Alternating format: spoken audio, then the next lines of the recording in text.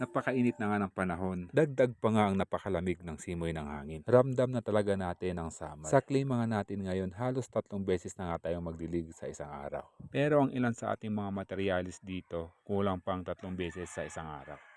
Tulad na lang ng punong to. Nakakapagtaka lang dahil kahit 3 beses o sobra pa sa pagdilig natin, ang bilis nitong matuyuan. Siguro nga puro ugat na ang paso nito. Kaya ganito siya kabilis malanta. Lapitan natin mga idol, makikita nyo dito halos lanta na talaga ang kanyang mga bulaklak. Pati ang mga dahon at ang mga talbos nito, lupay-pay na.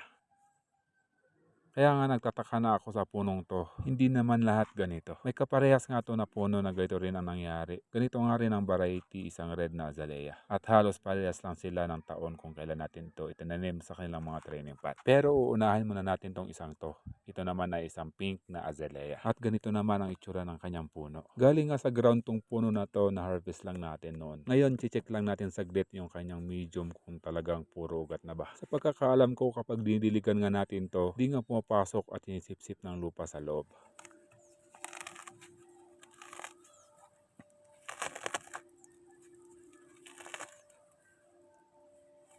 So yan nga guys, makikita natin puro ugat na nga dito sa bandang to.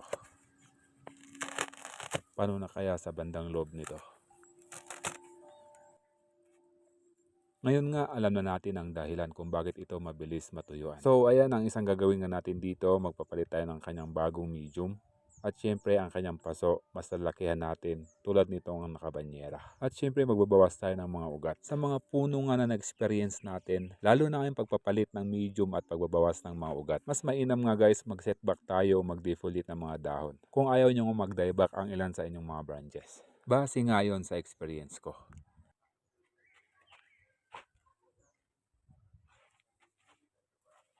Dito mapapansin natin pati sa kanyang paso lumabas na ang kanyang mga ugat.